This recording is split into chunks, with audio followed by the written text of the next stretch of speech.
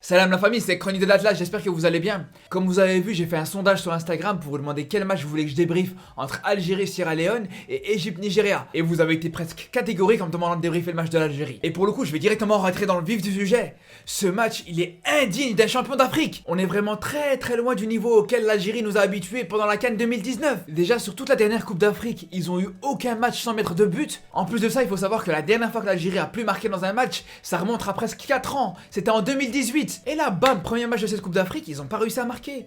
Si encore c'était contre la Côte d'Ivoire, j'aurais pu dire ouais, je comprends, c'est normal. Mais là, c'était contre le Sierra Leone. Qui connaît ce pays?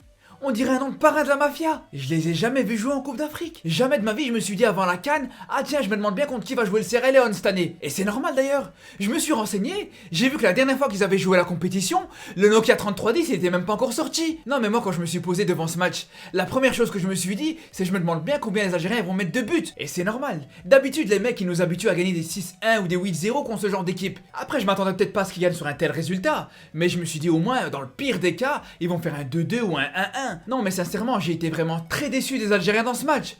On peut chercher toutes les excuses qu'on veut, mais déjà à part Benasser, l'équipe type elle était au complet.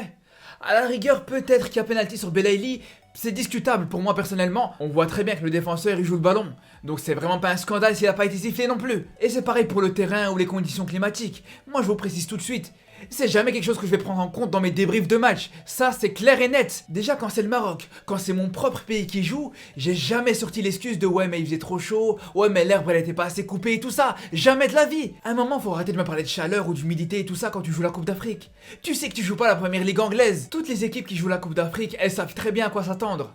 Elles connaissent le climat à l'avance. Aujourd'hui, on est en 2022. T'as le droit d'avoir plus de personnes dans ton staff que dans tes joueurs. Et il y a plein d'études scientifiques qui montrent plein de manières de s'habituer rapidement à un climat. Et c'est pour ça que les membres du staff dans chaque pays, ils doivent travailler ça pendant la préparation. Ça fait partie du travail, ça fait partie de la compétition, c'est ce genre de choses qui peut te faire gagner au final. Donc ça c'est par rapport au climat.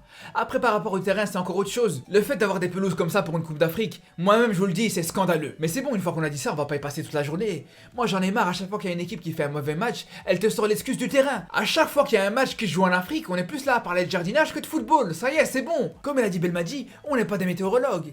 Et d'ailleurs pour le coup dans ce match, pour moi, le terrain, c'est pas du tout une excuse. Déjà, l'Algérie, elle a fait des matchs sur des terrains encore pires que ça, mais elle a fait des meilleurs matchs. Et en plus, pour clore le sujet une fois pour toutes, comme vous savez, le terrain, c'est le même pour les deux équipes. On le sait, on le répète à chaque fois. Et venez pas me dire, ouais, mais Sierra Leone, ils sont habitués à jouer sur des terrains comme ça. Parce que pour les joueurs algériens, c'est pareil. Que ce soit à domicile ou à l'extérieur, ils jouent rarement sur des bons terrains en sélection. Et si je vous dis ça, c'est parce que pour moi, je pense que l'erreur à pas faire du côté algérien, c'est de se dire, ah, c'est bon, c'est pas grave. Ce match, c'est juste un accident à cause du terrain. Parce que justement, je pense qu'il y a des choses qui doivent être changées pour le prochain match. Sinon, les Fennecs risquent de faire les mêmes erreurs. Déjà au niveau des coups de pied arrêtés ou même des ballons aériens en général, c'était vraiment très compliqué. Offensivement, ils avaient vraiment du mal à être dangereux. Pourtant Mahrez, il a mis pas mal de bons centres et avait trop souvent soit un mauvais timing, soit des difficultés à gagner les duels pour les Algériens qui étaient à la réception du ballon. Et d'ailleurs, on a bien vu qu'au bout d'un moment, ça avait même tendance à énerver un petit peu Mahrez. Et défensivement aussi, il y a eu plusieurs fois où les Fennecs ils se sont vraiment fait peur sur des ballons aériens. Et ça, c'était surtout le cas en première mi-temps, avec Aïssa Mendy et Bedran qui manquaient vraiment de présence dans les airs. Mais pour le coup, avec l'entrée de Belhamri en deuxième mi-temps, c'était beaucoup mieux. Et là, je trouve vraiment que c'était un coaching payant de Belmadi. Et justement, s'il y en a bien un à qui je pourrais vraiment pas faire de reproche, c'est l'entraîneur de l'Algérie. Pour moi, je trouve qu'il a été cohérent dans ses choix. Déjà, comme je vous ai dit, il a fait rentrer Belhamri pour mettre plus d'impact dans les duels défensifs. Et ça, c'est quelque chose qui a vraiment très bien marché.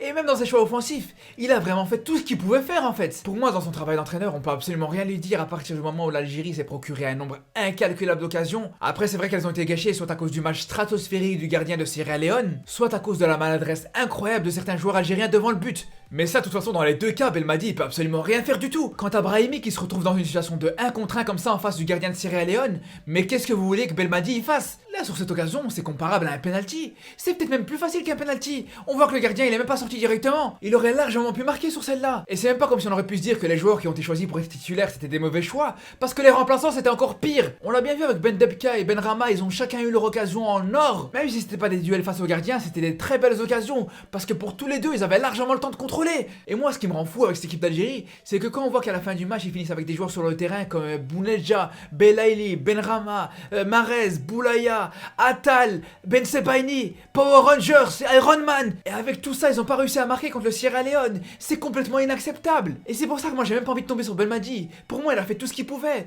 À la fin du match, il a fini avec un dispositif en 2-3-5, prise de risque maximale. Il a vraiment mis un maximum de joueurs offensifs sur le terrain. Et ils ont eu plein d'occasions occasion. Donc pour moi, le travail de coach, il s'arrête là. Après, surtout, je pense que le principal pour lui, c'est que d'ici le prochain match, il doit vraiment faire comprendre à ses joueurs qu'ils doivent vraiment se ressaisir. C'est vraiment là où on entendra Belmadi. De toute façon, on aura l'occasion d'en parler. Surtout, n'hésitez pas à vous abonner pour ne pas rater les vidéos sur l'Algérie et sur les autres équipes pendant la Coupe d'Afrique. En attendant, je vous dis à très bientôt. Et surtout, d'ici là, prenez soin de vous.